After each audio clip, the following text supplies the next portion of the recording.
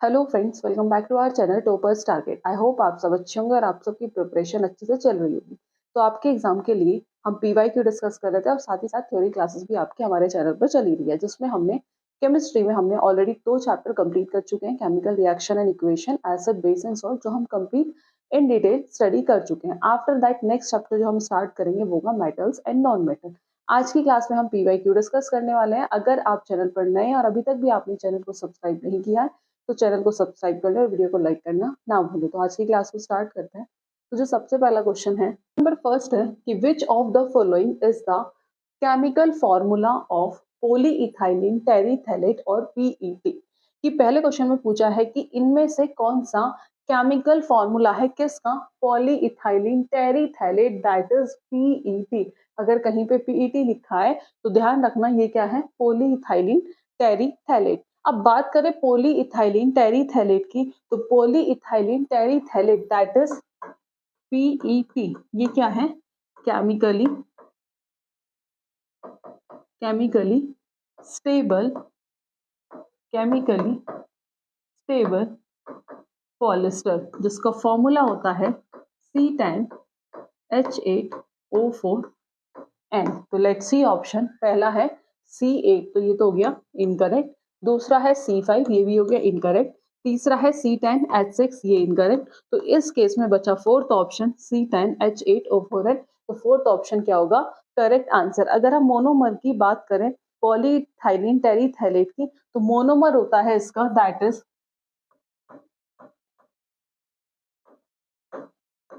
टेरिथैलिक acid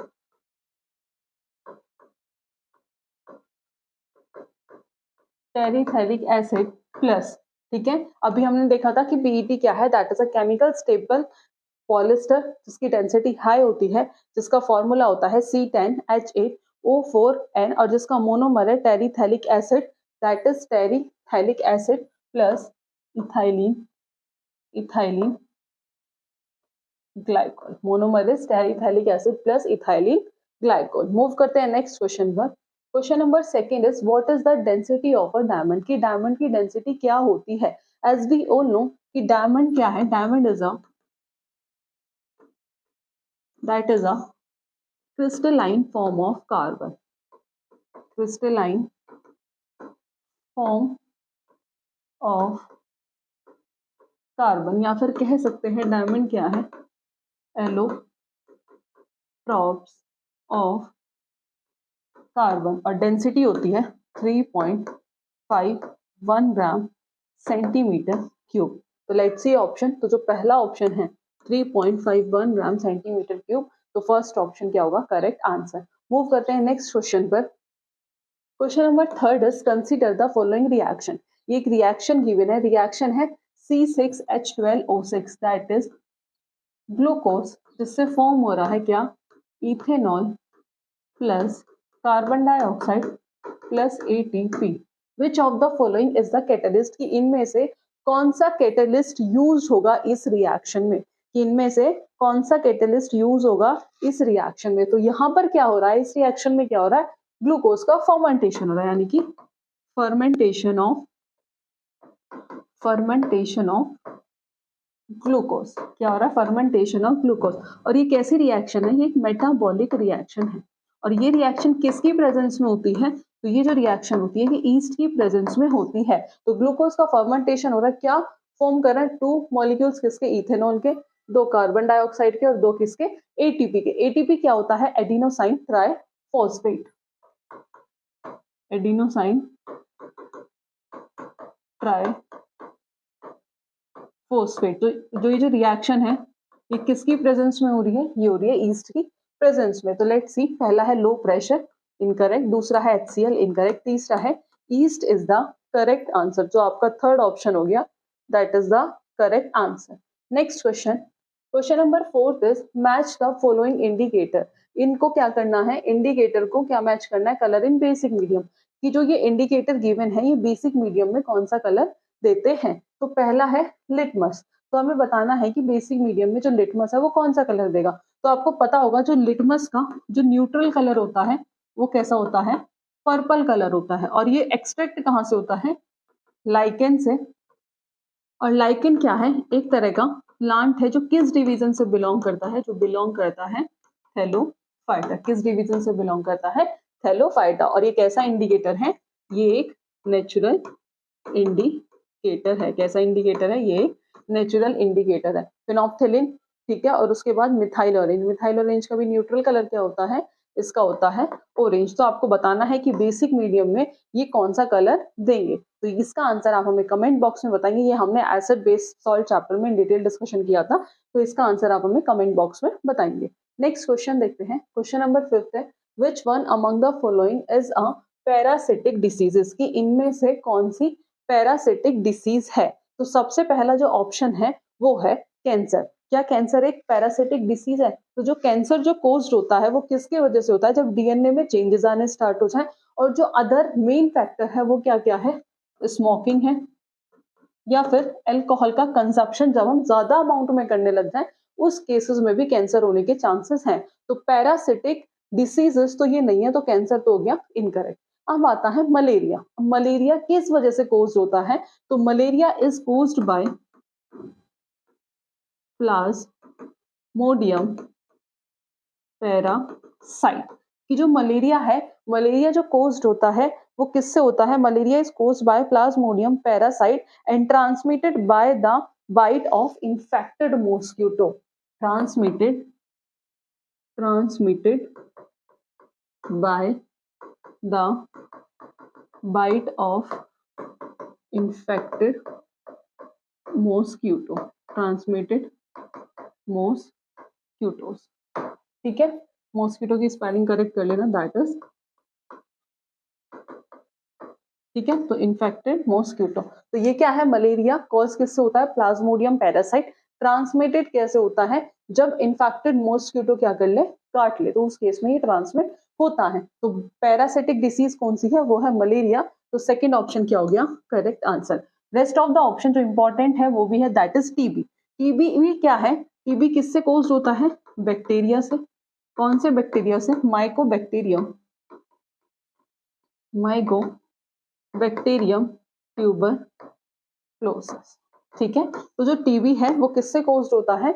वो एक bacteria से कोज्ड होता है। टीबी कोज्ड होता है बैक्टीरिया से। कौन से बैक्टीरिया से? Mycobacterium tuberculosis. तो बट इस क्वेश्चन का जो करेक्ट आंसर है वो है second option, malaria is the correct answer. Next question देखते हैं। Question number 6 is, question number 6 है कि which of the following feature is not correct about Monera. कि मोनेरा के रिगार्डिंग इनमें से कौन सी स्टेटमेंट सही नहीं है? तो पहला है, these organism do not have a well defined nucleus और ऑर्गेनल। कि ये जो ऑर्गेनिज्म है इनके पास वेल डिफाइंड न्यूक्लियस नहीं होता है और ना ही ऑर्गेनल प्रेजेंट होते हैं। तो यस, जो मोनेरा है वो ऐसे ऑर्गेनिजम्स होते हैं जिनके पास वेल डिफाइंड न्यूक्लियस नहीं होता, ऑर्गेनल भी नहीं होते। तो पूछा है कि कौन सा करेक्ट नहीं है, तो ये तो सही है। अब बात करते हैं, दे आर ऑल ऑटोट्रॉपिक। तो ये सारे ऑटोट्रॉपिक नहीं होते हैं, तो यही क्या हो गया? ऑप्शन सही होगा, क्योंकि पूछा है नोट करेक्ट, ठीक है। तो बाद में कुछ कोड्स गिवन है, तो पहला है ओनली टू, तो ओनली टू ही क्या है? ये सही नहीं है, ये सारे ऑटोट्रॉपिक नहीं होते हैं। तो उस केस में जो आपका फर्स्ट ऑप्शन हो जाएगा, that is the correct answer. Next question, question से पहले इसकी एक्सप्लेनेशन हम एक बार देख लेते हैं। Monera is a kingdom of prokaryotic organism, ठीक है। Monera is a kingdom of prokaryotic, और एज वी ऑल नो कि प्रोकैरियोटिक ऑर्गेनिजम्स के अंदर वेल डिफाइंड न्यूक्लियस और सेल ऑर्गेनल एब्सेंट होते हैं। Was first proposed as a phylum. किसने सबसे पहले प्रपोज किया था एज अ फाइलम? वो किया था अर्नेस्ट हैक्कल ने इन 1866 में, ठीक है। The organisms do not have a true nucleus, इनके पास न्यूक्लियस नहीं होता है। दे आर, ये जो पाए कहाँ जाते हैं? जनरली ये हॉट स्प्रिंग्स में, स्नो में और डीप ओशियंस में, और पैरासाइट्स यानी कि अदर ऑर्गेनिजम्स में भी पाए जाते हैं। They are all autotrophic is not correct feature about monera, ठीक है। द किंगडम मोनेरा को हम दो ग्रुप्स में डिवाइड करते हैं, एक आता है आर्के बैक्टीरिया, दूसरा आता है यू बैक्टीरिया, ठीक है। एक आता है आर्के बैक्टीरिया, दूसरा आता है यू बैक्टीरिया। और ये ऐसे प्रोकैरियोट्स हैं जिनके पास वेल डेवलप्ड सेल ऑर्गेनल नहीं होते हैं, जैसे न्यूक्लियस, माइटोकॉन्ड्रिया, क्लोरोप्लास्ट इनके अंदर प्रेजेंट नहीं होता है। Is that clear? मूव करते हैं नेक्स्ट क्वेश्चन पर। क्वेश्चन नंबर 7 है, how many strong acids are there. कि कितने स्ट्रॉन्ग एसिड्स प्रेजेंट होते हैं? तो स्ट्रॉन्ग एसिड्स वो एसिड्स होते हैं जो एक्वस सॉल्यूशन में कंप्लीटली डिसोशिएट हो जाते हैं। अगर बात करें टोटल स्ट्रॉन्ग एसिड्स की तो टोटल होते हैं 7, जैसे suppose example HCl, H2SO4, HNO3, HBr, HI, chloric acid and perchloric acid. तो ये सारे क्या हैं? ये सारे हैं स्ट्रॉन्ग एसिड्स। क्या हैं ये सारे? स्ट्रॉन्ग एसिड्स हैं। ठीक है, तो टोटल कितने स्ट्रॉन्ग एसिड्स हुए? 7। कौन कौन से? HCl, H2SO4, HNO3, HBr, HI, chloric acid and perchloric acid. तो ऑप्शन देखते हैं। पहला है 5 इनकरेक्ट, दूसरा है 12 इनकरेक्ट, तीसरा है 9 incorrect, fourth 7 is the correct answer. Next question, question number 8 है कि which of the following is the most ductile metal, कि इनमें से कौन सा सबसे ज्यादा डक्टाइल मेटल है, कौन सा सबसे तन्य धातु है। तो डक्टिलिटी का क्या मतलब होता है? डक्टिलिटी क्या होती है? मेटल की प्रॉपर्टी होती है, एबिलिटी होती है मेटल की। The ability of metal to be drawn into a wire, the ability of a metal to be drawn into a wire, जिसे हम क्या कहते हैं? That is known as ductility, that is known as ductility. और सबसे ज्यादा ductile metal कौन सा होता है? That is gold. तो पहला ही ऑप्शन क्या होगा? Correct answer. Next question, question number 9 is consider the following statement about a kingdom fungi.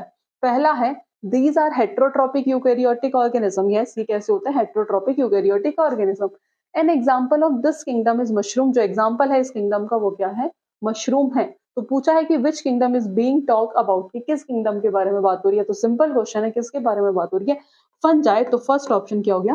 Correct answer. Let's see, कुछ कैरेक्टरिस्टिक्स जो है किंगडम फंजाई की वो यही है कि ये क्या होते हैं? हेट्रोट्रोपिक यूकैरियोटिक ऑर्गेनिजम्स होते हैं, और कुछ क्या होते हैं? सैप्रोट्रॉप्स होते हैं। सैप्रोट्रॉप्स जो which feed on decaying organic matters को क्या करते हैं? फीड करते हैं, और other feed on the living protoplasm of a host organism. इन्हें हम पैरासाइट्स भी कहते हैं। तो ये क्या है? जो फंजाई है, ठीक है, these are the heterotrophic eukaryotic organisms. Saprotrophs भी हैं और they are called parasites. They जो उनकी सेल वॉल होती है वो किससे मिलकर बनी होती है?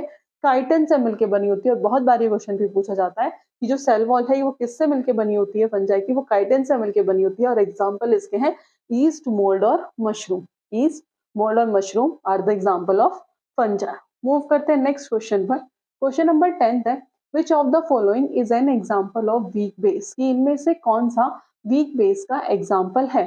तो एज वी ऑल नो कि वीक बेस ऐसे बेस होते हैं जो एक्वस सॉल्यूशन में कंप्लीटली डिसोशिएट नहीं होते हैं। तो पहला है अमोनियम हाइड्रोक्साइड। तो अमोनियम हाइड्रोक्साइड क्या है? That is a weak base. तो पहला ही ऑप्शन क्या हो गया? Correct answer. Next question, question number 11 is which of the following is not a property of ionic compound, कि इनमें से कौन सा आयनिक कंपाउंड की प्रॉपर्टी नहीं है। तो melting and boiling point of these compound are lower. तो इनका जो आयनिक कंपाउंड्स होते हैं, इनका जो मेल्टिंग और बॉइलिंग पॉइंट क्या होता है? वो हाई होता है, वो लोअर नहीं होता। तो ये हो गया इनकरेक्ट, ये इसकी प्रॉपर्टी नहीं है। दूसरा है these compound conduct electricity. Yes, ये कंपाउंड जो है इलेक्ट्रिसिटी कंडक्ट करते हैं मोल्टन स्टेट में और एक्वस सॉल्यूशन में। ये जो कंपाउंड होते हैं वाटर के अंदर सॉल्युबल होते हैं, बट ऑर्गेनिक सॉल्वेंट के अंदर इनसॉल्युबल होते हैं, जैसे ईथर, अल्कोहल और कार्बन टेट्रा फ्लोराइड, और दे आर क्रिस्टलाइन सॉलिड। तो बाकी स्टेटमेंट जो आयनिक कंपाउंड के रिगार्डिंग सही है, बट पहली स्टेटमेंट सही नहीं है। तो पूछा है कि कौन सी नहीं है, तो फर्स्ट ऑप्शन ही क्या होगा? Correct answer. मूव करते हैं नेक्स्ट क्वेश्चन पर। क्वेश्चन नंबर 12 इज कि जो पेलेग्रा डिसीज है is caused due to the deficiency of, कि पेलेग्रा डिसीजेस किसकी कमी से होती है? तो जो पेलेग्रा डिसीज है वो विटामिन B3 की कमी से होती है, that is niacin. Let's see option, पहला है राइबोफ्लेविन, इनकरेक्ट, दूसरा है niacin is the correct answer. Next question, question number 13 is through metals have high melting point, but which of the following metal have low melting point? as we all know कि metals जो हैं, जितने भी metals हैं उनका melting point क्या होता है? high होता है। बट इनमें से कौन सा ऐसा है जिसका melting point क्या होता है? लो होता है। तो as we all know कि गैलियम एक एक्सेप्शन था जिसका melting point क्या होता है? बहुत ज्यादा कम होता है। तो बात करें पहला ऑप्शन टंगस्टन, पूछा है कि विच ऑफ द फॉलोइंग, जिसका लो मेल्टिंग पॉइंट है तो इसका तो हाई होता है, मोलिब्डेनम का भी हाई है, रीनियम का भी हाई है, बट गैलियम का मेल्टिंग पॉइंट जो होता है वो क्या होता है, वो बहुत ज्यादा कम होता है। मूव करते हैं नेक्स्ट क्वेश्चन पर। Question number 14 is which of the following is a water soluble vitamin, की इनमें से कौन सा वाटर सॉल्युबल विटामिन है। तो विटामिन जनरली दो टाइप्स के पड़ते हैं, होते हैं फैट सॉल्युबल विटामिन और दूसरा होते हैं water soluble vitamin.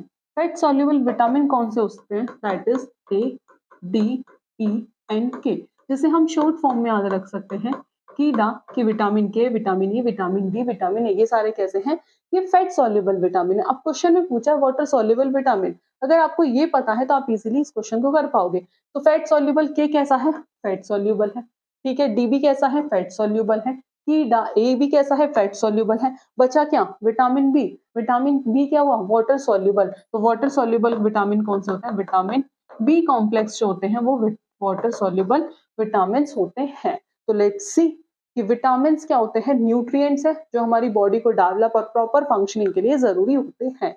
A, D, E and के ये फैट सॉल्युबल विटामिन होते हैं, और विटामिन सी और बी कॉम्प्लेक्स ग्रुप्स जो होते हैं वो वाटर सॉल्युबल विटामिन, और दैट इज एन इंपॉर्टेंट, ये आप याद रखना क्योंकि विटामिन से भी क्वेश्चन एग्जाम में पूछे जाते हैं, ठीक है। और हर एक विटामिन का क्या है, एक अलग अलग रोल है हमारी बॉडी के अंदर।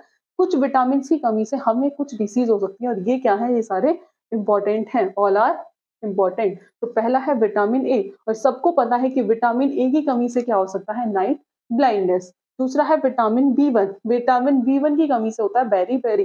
Vitamin C important, vitamin C की कमी से क्या हो जाता है, स्कर्वी। एंड विटामिन ई की कमी से होता है न्यूरोलॉजिकल प्रॉब्लम, और विटामिन के की कमी से होती है ब्लड क्लोटिंग प्रॉब्लम। तो ये थे कुछ इंपॉर्टेंट विटामिन कि किस विटामिन की कमी से कौन सी डिसीज हो सकती है, और that is an important. Move करते हैं नेक्स्ट क्वेश्चन पर। क्वेश्चन नंबर 15 है कि which of the following is not a main raw material, कि इनमें से कौन सा मेन रॉ मटेरियल नहीं है for the manufacture of cement. तो पहला है लाइमस्टोन, ये तो है, जिप्सम ये भी है, थर्ड इज कैल्शियम ऑक्सीक्लोराइड। तो calcium oxychloride is not a main raw material for the manufacture of cement, क्योंकि कैल्शियम ऑक्सीक्लोराइड का फॉर्मूला होता है CaOCl2, that is also known as bleaching powder. तो थर्ड ऑप्शन क्या हो गया, correct answer. Next question, question number 16 is which of the following is an example of combination reaction, कि इनमें से कौन सा कॉम्बिनेशन रिएक्शन का एग्जाम्पल है, ठीक है। तो combination reaction is a type of chemical reaction जिसमें दो या उससे ज्यादा रिएक्टेंट एक दूसरे के साथ कंबाइन होने के बाद एक सिंगल प्रोडक्ट फॉर्म करते हैं, जिसे हम कहते हैं कॉम्बिनेशन रिएक्शन। एग्जाम्पल की बात करें तो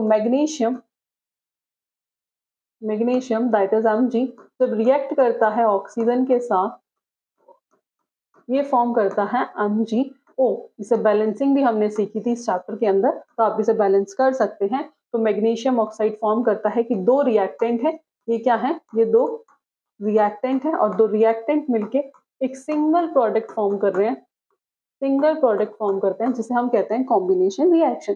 तो पहला देखते हैं 2Mg + O2 2MgO, डायरेक्ट वही एग्जांपल गिवन है जो क्लास में कराया था। तो फर्स्ट ऑप्शन ही क्या हो जाएगा, करेक्ट आंसर। बाकी के एग्जांपल भी देख लेते हैं। Fe2O3 + 2Al Al2O3 that is not an example of combination reaction. CaCO3 gives CO calcium oxide plus carbon dioxide, ये डिकम्पोजिशन का। तो ये क्या है, Fe + CuSO4, ये डिस्प्लेसमेंट रिएक्शन का एग्जांपल है। तो ये सब कॉम्बिनेशन के एग्जांपल नहीं थे, तो कॉम्बिनेशन रिएक्शन का जो एग्जांपल था वो यही था। और बाकी जो हमने क्लास में एग्जांपल्स कराए हैं उन्हीं एग्जांपल से आपके क्वेश्चंस पूछे गए हैं। तो आई होप आप वो क्लास जरूर देखें, और नहीं जिन भी स्टूडेंट ने देखी है तो उन्हें क्वेश्चंस इजी भी लग रहे होंगे। तो मूव करते हैं नेक्स्ट क्वेश्चन पर। क्वेश्चन नंबर 17 है which of the following is made by reacting phenol and formaldehyde. बहुत बार क्वेश्चन रिपीट हुआ है, इवन हर साल ये क्वेश्चन रिपीटेड है कि इनमें से कौन सा ऐसा है, ठीक है, कि निम्नलिखित में से क्या फिनोल और फॉर्मल्डिहाइड के प्रोसेस करके बनाया जाता है। तो दैट इज बेकेलाइट, ठीक है, दैट इज बेकेलाइट। तो फर्स्ट ऑप्शन ही क्या हो गया, correct answer. Next question, question number 18 है कि which of the following is not a property of alkene, कि इनमें से कौन सी एल्केन की प्रॉपर्टी नहीं है। तो पहला है दे हैव हाई रिएक्टिविटी। तो एल्केन की रिएक्टिविटी हाई नहीं होती, लो होती है, और यही एल्केन की प्रॉपर्टी नहीं है, तो फर्स्ट ऑप्शन ही क्या हो गया, करेक्ट आंसर। ये ऑर्डरलेस होते हैं, कलरलेस होते हैं, जो इनका जनरल फॉर्मूला होता है वो होता है CnH2n+2। तो ये बाकी तीनों सही थे, बट क्वेश्चन में पूछा था कौन सी नहीं है, तो उस केस में फर्स्ट ऑप्शन क्या हो गया, करेक्ट आंसर। एक बार देख लेते हैं कि एल्केन्स क्या होते हैं, हाइड्रोकार्बन। हाइड्रोकार्बन कौन से कंपाउंड्स होते हैं जो हमें क्या क्या कंटेन करते हैं, कार्बन और hydrogen, single bond. Alkane, ane का मतलब क्या होता है, एन मतलब कार्बन कार्बन के बीच में सिंगल बॉन्ड। जैसे एग्जाम्पल CH4, इसकी स्ट्रक्चर अगर ड्रॉ करें तो ये क्या है, मीथेन, क्योंकि सबके बीच में क्या है, single bond. Ethane, propane, butane, ये सब किसके एग्जांपल हुए, एल्केन के। एल्केन ऑर्डरलेस भी है, कलरलेस भी है। They have weak van der Waals force of attraction. Generally alkanes unreactive होते हैं, किसकी वजह से, due to the absence of any reactive functional group, जिसकी वजह से जो एल्केन है वो कैसे होते हैं, वो अनरिएक्टिव होते हैं। तो मूव करते हैं नेक्स्ट क्वेश्चन पर। Question number 19 is which of the following carried out cellular respiration and are called powerhouse of cell. So powerhouse of cell हम किसे कहते हैं, that is known as powerhouse of cell। हम किसे कहते हैं, हम कहते हैं माइटोकॉन्ड्रिया। माइटोकॉन्ड्रिया और सेल चैप्टर की एक लॉन्ग वीडियो पड़ी है हमारे चैनल पे, आप देख सकते हैं, जो बिल्कुल TGT एग्जाम ओरिएंटेड हमने पढ़ाया था EMRS में भी, तो आप सेल चैप्टर की वो वीडियो देख सकते हैं। तो power house of cell that is mitochondria. तो बोथ राइबोसोम्स और माइटोकॉन्ड्रिया इनकरेक्ट है। राइबोसोम्स क्या कहते हैं, that is known as protein का सिंथेसिस करते हैं, तो इन्हें क्या कहते हैं, protein factory of the cell. तो जो करेक्ट आंसर होगा second option is the correct answer. Nucleus को क्या कहते हैं, ब्रेन ऑफ द सेल, क्योंकि जितनी भी एक्टिविटीज होती हैं उन्हें कौन कंट्रोल करता है, उन्हें न्यूक्लियस कंट्रोल करता है। न्यूक्लियस की डिस्कवरी किसने की थी, वो की थी रॉबर्ट ब्राउन ने। सेल की डिस्कवरी किसने की थी, रॉबर्ट हुक ने की थी 1665 में। डिटेल में ये चैप्टर एक्सप्लेन किया, आप जाकर ये वीडियो देख सकते हैं। और राइबोसोम्स क्या करता है, प्रोटीन का सिंथेसिस करता है, जिस वजह से इसे हम क्या कहते हैं, protein factories of the cell. Protein factories of the cell. Move करते हैं नेक्स्ट क्वेश्चन पर। Question number 20 is consider the following statement about an air pollutant. Consider the following, ये रिपीटेड है, तो कुछ स्टेटमेंट गिवन है अबाउट द एयर पॉल्यूटेंट। पहला है कि it is produce by the incomplete consumption of fuels like petrol, natural gas, coal और wood. कि यह पेट्रोल, प्राकृतिक गैस, कोयला या लकड़ी जैसे ईंधन के अधूरे दहन से उत्पन्न होता है। दूसरा है ये कलरलेस है, ऑर्डरलेस है। तो विच of the following gases is being talk about, तो किस गैस के बारे में बात हो रही है, तो ये हो रही है किसके बारे में, carbon monoxide. Carbon monoxide that is CO। तो लेट्स सी, पहला है SO2 incorrect, NO2 incorrect, third option क्या हो गया, करेक्ट आंसर। नेक्स्ट क्वेश्चन है question number 21 is where are the reflex arc form in our body. तो कहाँ form होता है, ये होता है स्पाइनल कॉर्ड में। तो फर्स्ट ऑप्शन क्या हो गया, correct answer. Next question, question number 22 is which of the following phenomena, इनमें से कौन सा फिनोमिना ऐसा है जो नाइट्रोजन को कन्वर्ट किस में करता है, ऑक्साइड्स ऑफ नाइट्रोजन में। तो कौन सा है, दैट इज लाइटनिंग। लाइटनिंग, तो लेट्स सी ऑप्शन, पहला है लाइटनिंग, तो फर्स्ट ऑप्शन ही क्या हो जाएगा, करेक्ट आंसर। इसकी एक्सप्लेनेशन देख लेते हैं। तो लाइटनिंग एक नेचुरल फॉर्मूला है, as we all know, sky में अगर होता है, किस लिए रिस्पॉन्सिबल होता है, फॉर नाइट्रोजन फिक्सेशन। लाइटनिंग एक पावरफुल इलेक्ट्रिकल डिस्चार्ज जो अगर होता है ड्यूरिंग थंडरस्टॉर्म के टाइम पे। तो जब लाइटनिंग स्ट्राइक करती है अर्थ पर, तो आयनाइज द एयर को आयनाइज करती है और जनरेट करती है लॉट ऑफ हीट, जिसकी वजह से क्या होता है, which can cause the nitrogen gas in the atmosphere, जिसकी रिएक्शन होती है ऑक्सीजन के साथ, तो क्या फॉर्म करते हैं, oxides of nitrogen.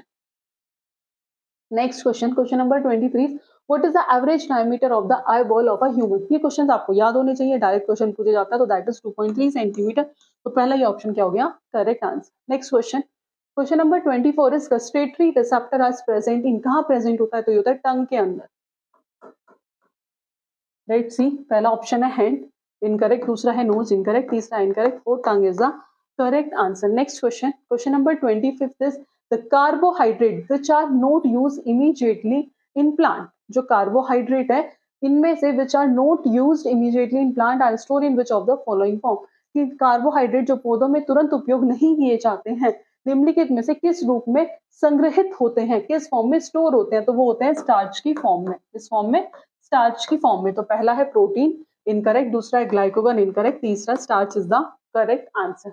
Next question, question number 26 is which of the following is present in the prokaryotic cell, की इनमें से कौन सा प्रोकैरियोटिक सेल के अंदर प्रेजेंट होता है। एज वी ऑल नो कि प्रोकैरियोटिक सेल के अंदर सेल ऑर्गेनल प्रेजेंट नहीं होते हैं। तो पहला है साइटोप्लाज्म, अगर मैं साइटोप्लाज्म को एक बार को स्किप करूं तो दूसरा एंडोप्लाज्मिक रेटिकुलम, ये भी क्या है सेल ऑर्गेनल है, ये प्रेजेंट नहीं होता। क्लोरोप्लास्ट भी नहीं होता और लाइसोसोम भी नहीं होता। तो कौन सा प्रेजेंट होता है, साइटोप्लाज्म प्रेजेंट होता है।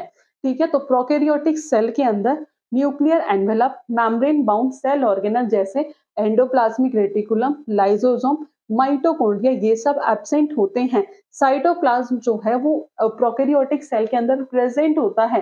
साइटोप्लाज्मिक जेल लाइक सब्सटेंस होता है जो फिल होता है, that fill the cell and contain various structure, जो बहुत सारे स्ट्रक्चर कंटेन करता है, जैसे ribosome, DNA and the enzyme, जो सेलुलर मेटाबॉलिज्म के लिए क्या होते हैं, जरूरी होते हैं। तो पहला ही ऑप्शन क्या हो गया, correct answer. Next question, question number 27 is कि who is known as the father of genetics, किसे हम फादर ऑफ जेनेटिक्स कहते हैं। तो एज वी ऑल नो कि जॉर्ज जॉन मेंडल, जिन्होंने पी प्लांट पे काम किया था और जिन्होंने फंडामेंटल लॉ ऑफ इनहेरिटेंस दिया था, जिन्हें हम फादर ऑफ जेनेटिक्स कहते हैं। तो पहला ही ऑप्शन क्या हो गया, करेक्ट आंसर, कि George John Mendel through his work on P plant and he discovered the fundamental law of inheritance, जिन्हें हम फादर ऑफ जेनेटिक्स कहते हैं। एरिस्टोटल को क्या कहते हैं, that is known as father of biology. Robert Hooke ने क्या की थी, सेल की डिस्कवरी की थी।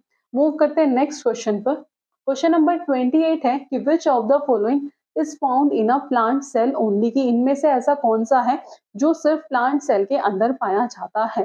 तो पहला है सेंट्रोजोम, ये तो नहीं है, वैक्यूल भी नहीं है, ग्रेन्यूल्स भी नहीं है। प्लास्टिड ऐसा है जो सिर्फ प्लांट सेल के अंदर पाया जाता है। तो प्लास्टिड एक डबल मेम्ब्रेन ऑर्गेनल है जो सिर्फ प्लांट सेल के अंदर और एल्गे में पाया जाता है।